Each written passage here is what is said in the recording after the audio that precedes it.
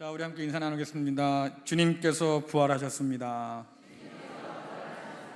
주님께서 부활하셨습니다. 네, 오늘은 특별히 우리 중고등부 학생들이 함께 예배 드립니다. 그 친구 중에서 세례받는 친구가 있어서 축하하기로 하고 함께 오고 있어요.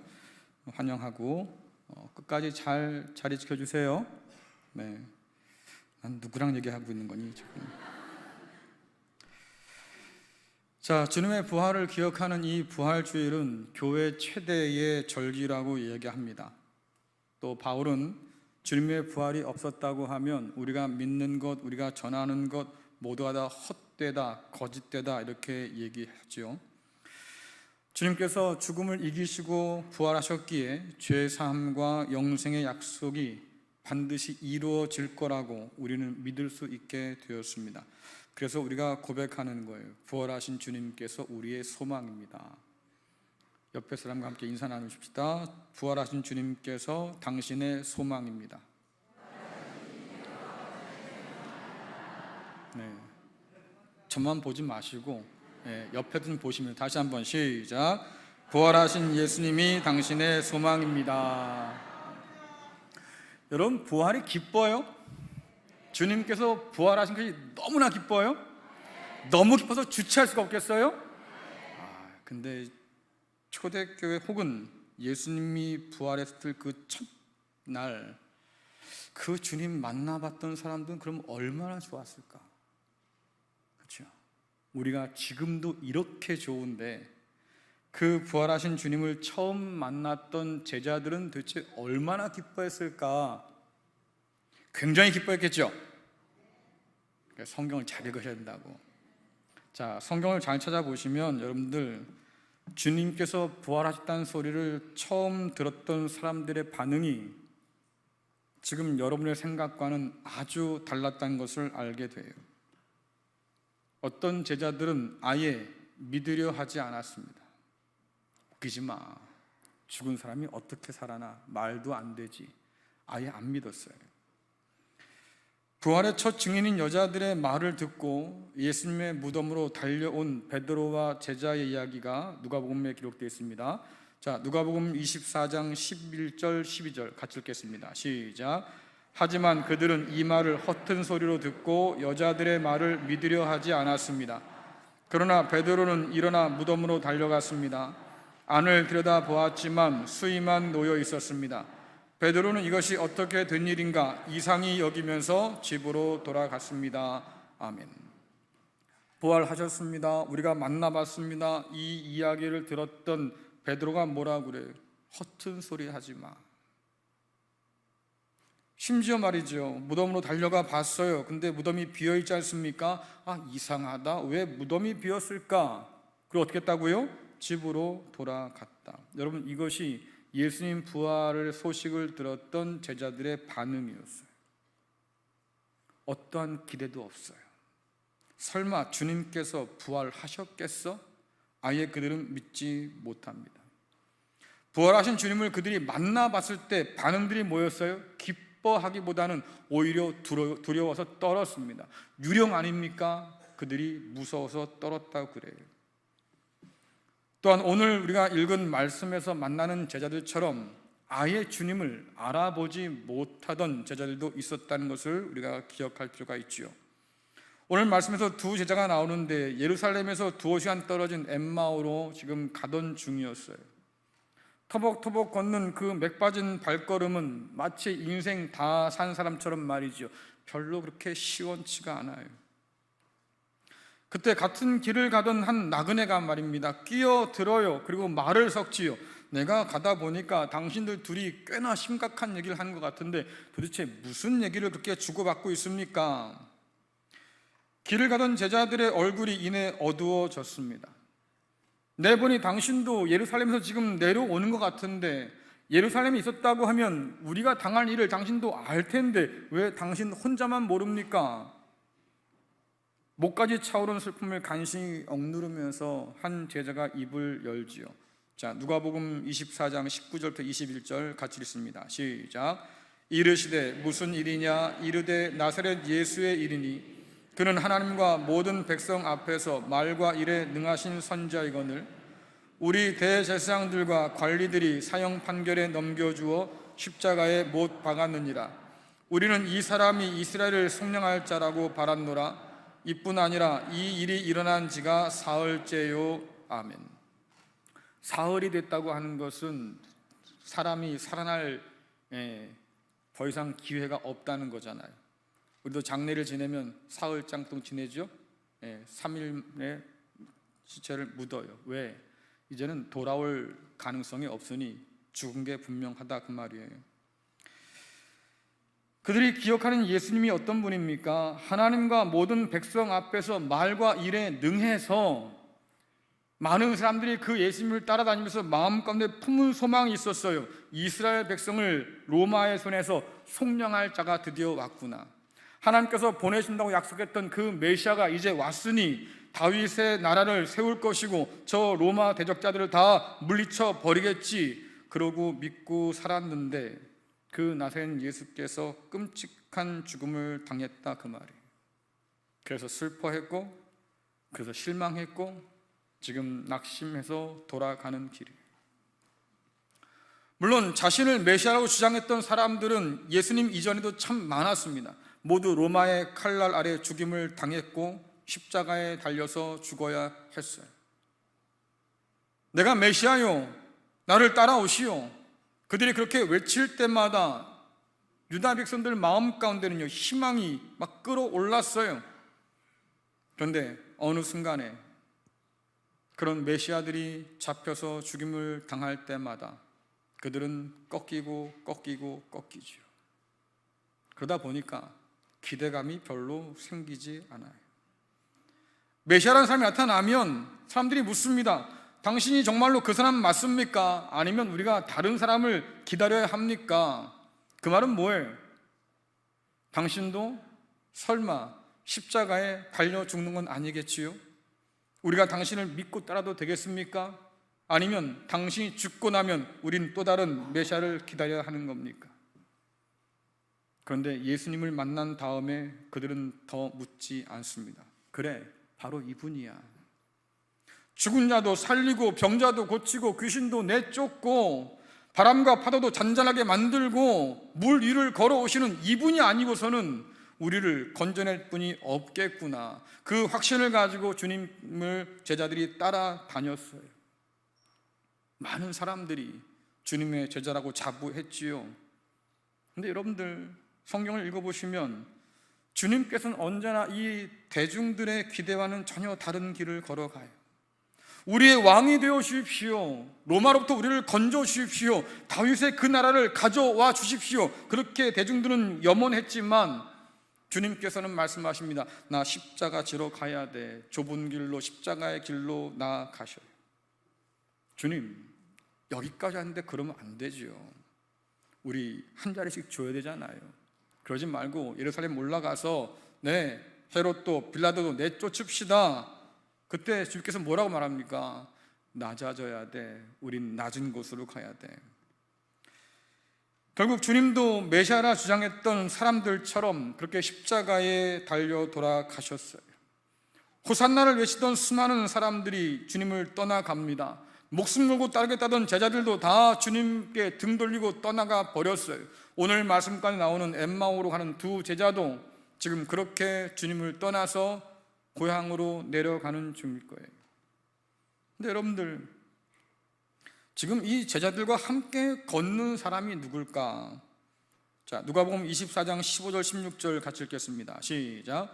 그들이 서로 이야기하며 문의할 때에 예수께서 가까이 이르러 그들과 동행하시나 그들의 눈이 가려져서 그인 줄 알아보지 못하거늘. 아멘. 참 희한한 일도 다 있어요. 어떻게 주님을 알아보지 못할까? 여러분, 적어도 1년 6개월 이상은요 주님과 동고동락하면서 주님의 말씀을 듣고 배웠던 사람들 아닙니까? 근데 어떻게 이런 주님을 알아보지 못할까?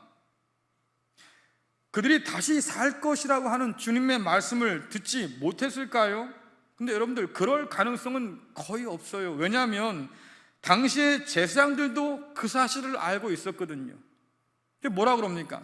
아니 생전에 예수라는 사람이 자기는 죽으면 살아난다고 그러니 혹시 그럴지도 모르니까 무덤을 좀 지켜주세요. 그래서 로마 군병을 무덤 앞을 지키도록 하지 않았습니까? 그들도 아는 사실을 왜 제자들이 몰랐을까? 말이 안 되잖아요. 심지어 예수님의 시신이 없어졌을 때 제사장들이 뭐라고 그럽니까? 제자들이 훔쳐갔어. 이런 거짓말로 예수님의 부활을 은폐하려고 했어요. 그러니 제자들도 주님의 말씀을 들어서 알고 있었겠지요. 뿐만 아니라 제자들이 예루살렘을 떠나올 때 뭐라고 그럽니까? 주님께서 살아나셨다, 이 얘기를 들었다고 얘기한다 그 말이에요. 그런데도 지금 함께 걷는 그분이 주님인 것을 그들이 알지 못합니다. 어떻게 그럴 수 있을까? 여러분 같으면 이 제자들을 이해할 수 있겠어요? 나는 알아볼 텐데, 그렇죠? 내가 그 자리에 있었다면 나는 분명히 주님 알아봤을 거야. 제자들이 멍청해서 그런 거지. 여러분 이럴 수 있겠어요? 16절 말씀을 읽어보면 그들의 눈이 가리어서 주님을 알아보지 못했다 이렇게 얘기합니다. 도대체 무엇이 그들의 눈을 가려서 주님을 알아보지 못하게 했을까? 자, 누가복음 24장 25절 27절 같이 읽습니다. 시작. 이르시되 미련하고 선지자들이 말한 모든 것을 마음에 더디 믿는 자들이여, 그리스도가 이런 고난을 받고 자기의 영광에 들어가야 할 것이 아니냐 하시고, 이에 모세와 모든 선지자의 글로 시작하여 모든 성경에 쓴 바 자기에 관한 것을 자세히 설명하시니라. 아멘. 눈이 가려 보지 못하는데 주께서 뭐라고 그래? 너희가 미련하고 더디 믿기 때문이야 이렇게 말씀하셔요. 아니 초면에 너무한 거 아니냐고요. 그렇잖아요. 우연찮게 귀를 갖게 된, 같이 가게 된 사람인데 다짜고짜 미련한 사람들아 너희들이 말이지 마음에 더디 믿는 거야 이렇게 책망하시면 기분 좋을 리가 없는데, 오늘 주님께서 제자들의 눈이 가린 이유를 뭐라고 말씀하시냐면, 너희가 너 생각 속에 갇혀서, 내 생각 속에 갇혀서 성경이 가르친 대로 믿지 못하니까 지금 너희가 알아보지 못한다 그 말이에요. 자기 생각에 너무 갇혀 있으니까 고난받는 메시아를 상상하지 못한다 그 말입니다. 더군다나 죽은 자가 다시 산다는 거 그들은 믿을 수가 없던 거지요. 왜? 이제까지 십자가에 달려서 죽은 사람 중에 산 사람이 아무도 없잖아요. 무덤 동굴에 갇혀서 말입니다, 묻힌 사람이 다시 무덤문을 열고 나온 일이 없잖아요. 그러니까 믿을 수가 없는 거예요.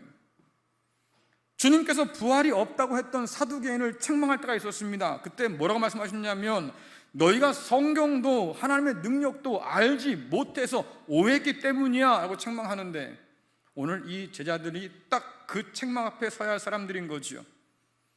죽은 자를 다시 살리시는 하나님의 능력도 그들은 믿지 못했고, 내가 반드시 다시 살 거야 라고 말씀하신 주님의 말씀도 그들은 신뢰하지 못했던 사람이에요. 성경도 몰랐고 하나님의 능력도 알지 못해서 오해를 해도 아주 단단히 했던 사람. 그러니 십자가와 부활을 통해서 하나님이 가져다 주신 구원의 은혜가 얼마나 놀라운 건지, 주님께서 죽으심으로 우리에게 허락하신 그 영생이 얼마나 대단한 건지, 주님께서 죽음을 이기시고 말입니다 소망을 주시고 기쁨을 주신 것이 얼마나 놀라운 사건인지 그들은 깨닫지 못하는 거예요. 여전히 주님을 알아보지 못할 만큼 큰 두려움과 불안과 슬픔과 절망 가운데 지금 길을 걷고 있는 거죠. 그러니 주님께서 옆에 와도 그들이 깨닫지 못하는 거예요. 여러분 생각해 보세요. 여러분 달라요? 나는 주님을 알아볼 거라고 말씀하시는 여러분들은 다르냐 그 말이에요. 교회에 나오는데요, 얼굴이 흑빛이 되어서 나와요.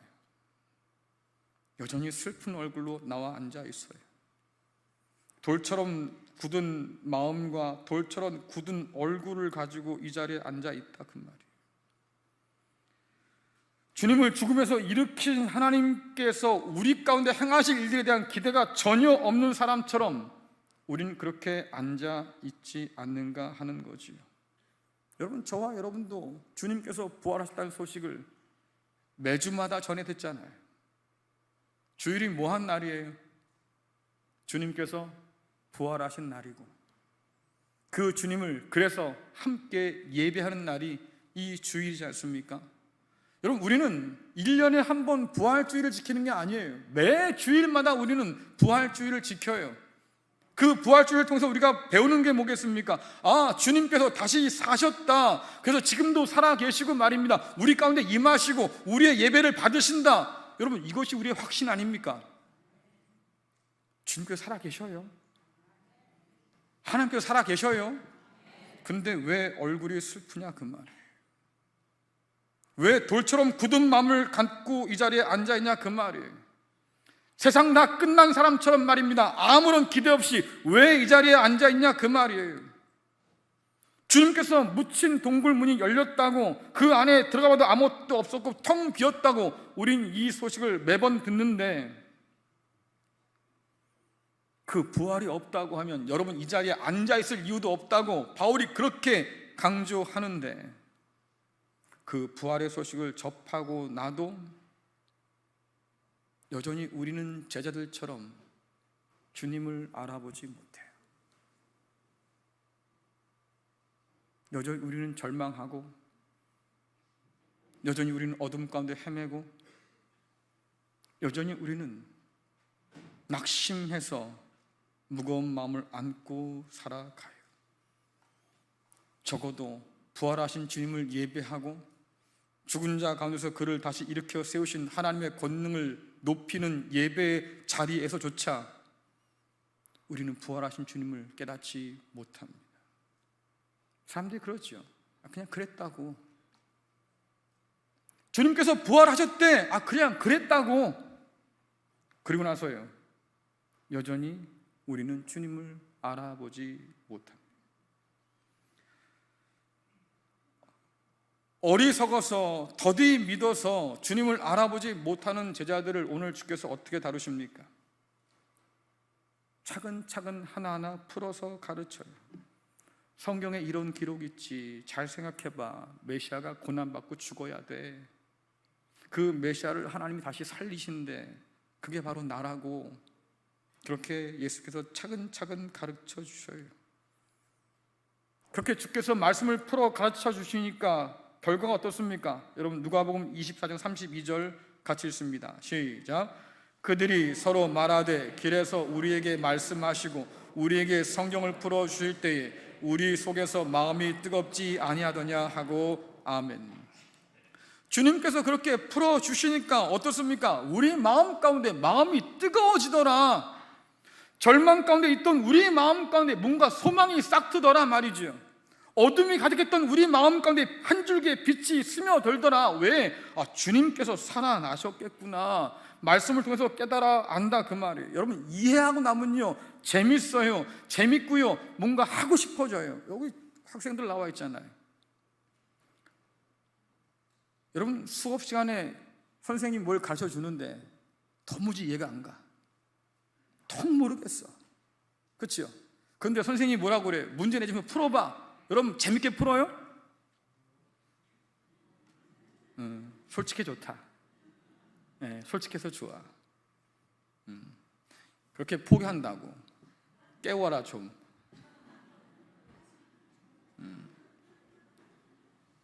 아픈가? 예의는 아니야. 하지만 이해가 되면 뭔가 풀고 싶어져. 선생님이 이걸 나한테 풀어보라고 하는데 한번 해봐야겠는데? 그렇잖아요. 열정이 생겨요. 한 문제 성공했어요. 두 문제 성공했어요. 재밌네. 뭔가 열심히 생기잖아요. 마찬가지라 그 말이에요. 아무리 성경 말씀을 읽어도 알지 못했는데 어느 날 말입니다, 그 성경이 깨달아지면 이거네, 재밌네, 뭔가 열정이 생겨요. 바울이 그러죠.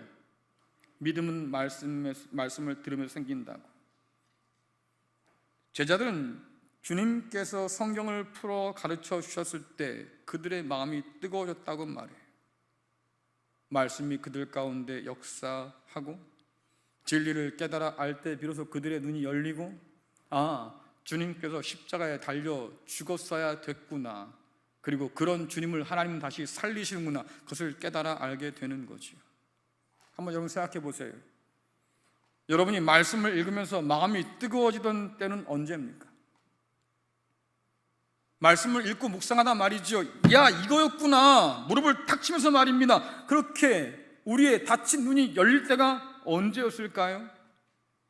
그 진리에 감격하던 때는 도대체 언제입니까? 내가 예수 믿기를 잘했구나. 여기에 정말로 진리가 있구나. 여러분, 이것을 알게 때는 언제냐 그 말이에요. 말씀을 바로 알 때 우리는 주님을 바로 알 수 있고요.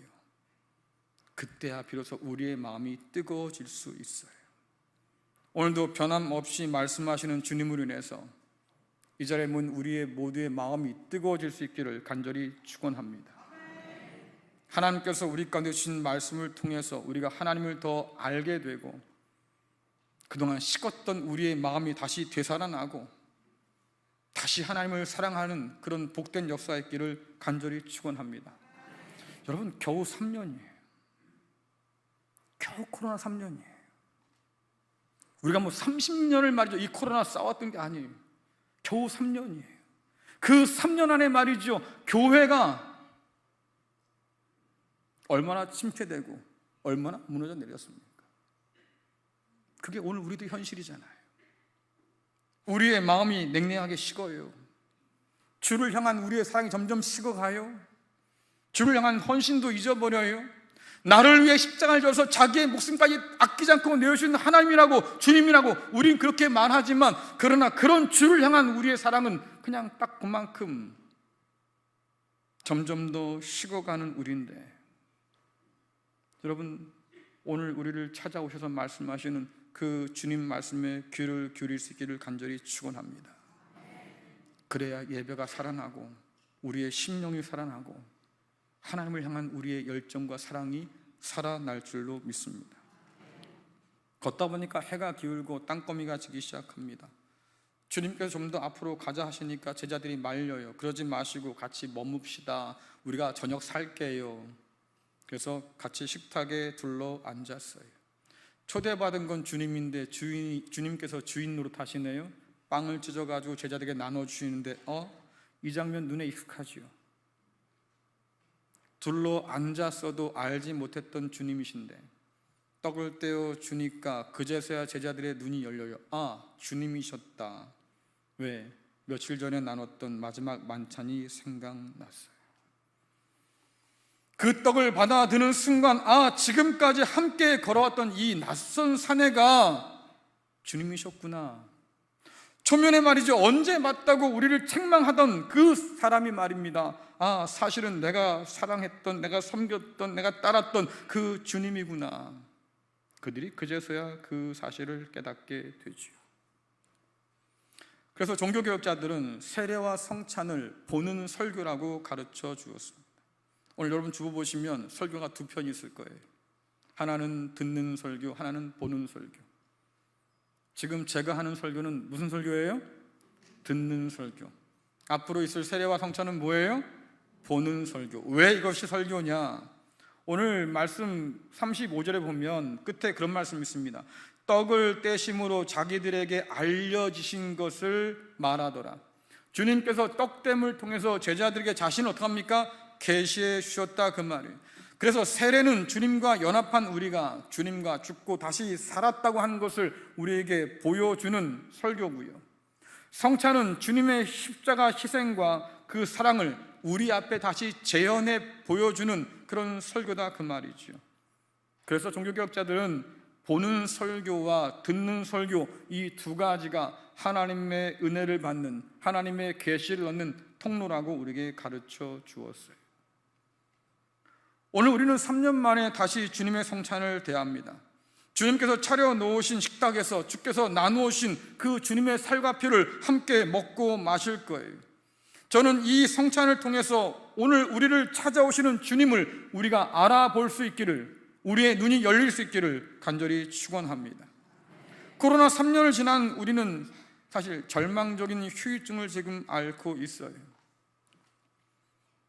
전에보다 더 어려운 때를 살고 있다고 사람들은 얘기하고, 그 가운데서 모든 것이 다 불투명한 우리들의 삶, 이것이 내 삶을 지켜줄 거야 했던 모든 것들 흔들리고 무너지면서 우리는 끝도 알 수 없는 불안을 안고 살고 있어요. 근데 하나님께서는 오늘도 살아계셔서 부활하신 주님을 통해서, 성령을 통해서 우리와 함께 하신다고 오늘 말씀은 우리에게 전해주지요. 듣고도 알지 못한 우리지만, 보고도 깨닫지 못한 우리지만, 이런 우리를 찾아오셔서 친히 말씀해 주시고 성찬을 통해서 자신의 살과 피를 여전히 변함없이 우리에게 공급하여 주십니다. 사랑하는 성도 여러분, 오늘도 말씀과 성찬을 통해서 우리를 찾아오시는 그 주님을 만남으로 주님을 향한 우리의 마음이 다시 뜨겁게 타오를 수 있기를 간절히 축원합니다. 주님의 살과 피를 대할 때 우리의 눈이 열려서 이미 이곳에 함께 하신 그 주님을 발견할 수 있기를 간절히 축원합니다. 말씀 보니까 그 주님 만난 제자들이 어디로 갑니까? 예루살렘으로 올라가요. 십자가 사건 이후에 숨었던 제자들이 부활하신 주님 만난 이후에 주님을 뒤따라서 십자가의 길을 걸어가지요. 오늘 이 세상 가운데 너무 익숙해져서 세상이 절망할 때 함께 절망하고 세상이 슬퍼할 때 함께 울고 그래요. 우리 역시 다르지 않은 그런 사람들이겠지만, 그러나 오늘 주신 말씀을 통해서, 오늘 나누는 성찬을 통해서 우리 주님을 다시 만나고 그 주님을 끝까지 따라 걷는 우리 모두가 될 수 있기를 간절히 축원합니다.